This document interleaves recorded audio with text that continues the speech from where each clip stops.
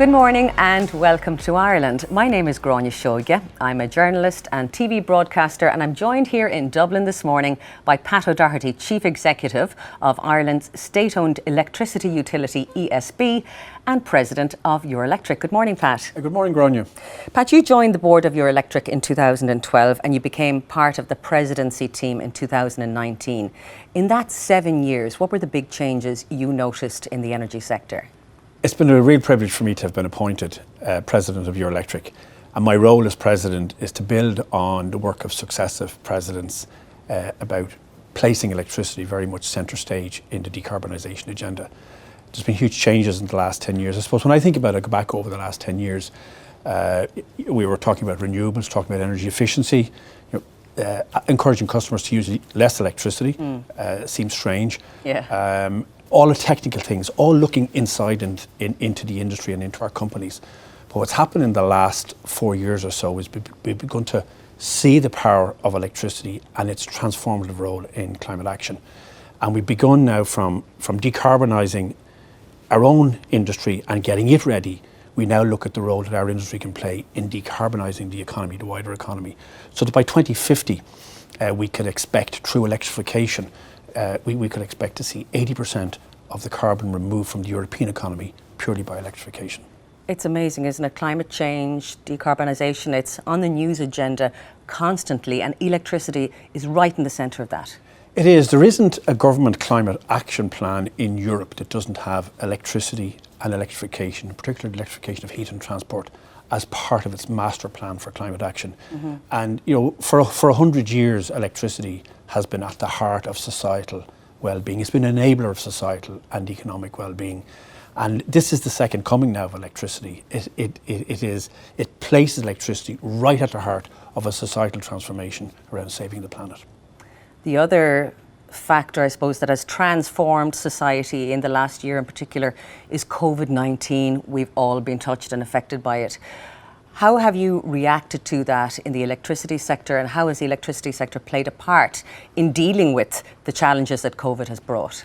The power sector right across Europe has stood up to be counted in COVID, but that doesn't surprise me, because one thing we do well is we actually do crisis and emergency. We plan for that.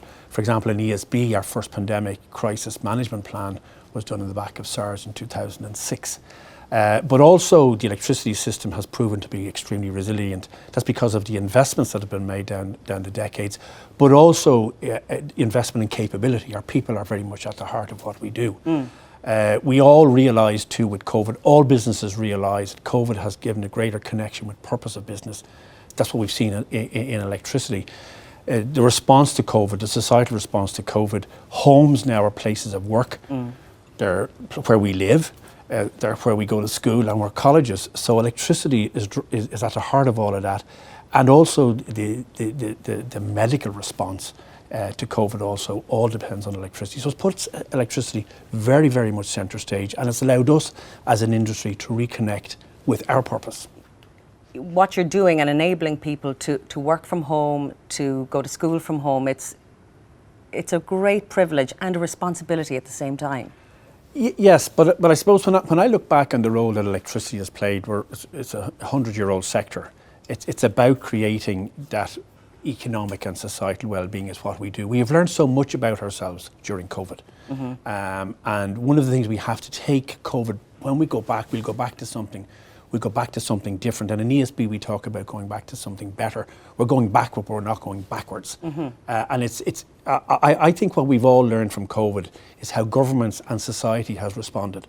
So now what we should do is take that into the response around climate action and climate change and build on that and learn from that. So you run kind of diagnostics and you analyse what's been happening and then take a step forward from that. Yeah, like what we've seen in COVID is the whole of government's response, leaving no stone unturned to deal with a pandemic.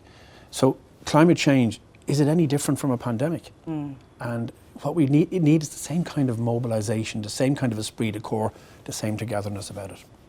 This Eurelectric conference is called the Electric Decade. It sounds great, almost sounds like a disco song or something. What does it mean though, and why is it important?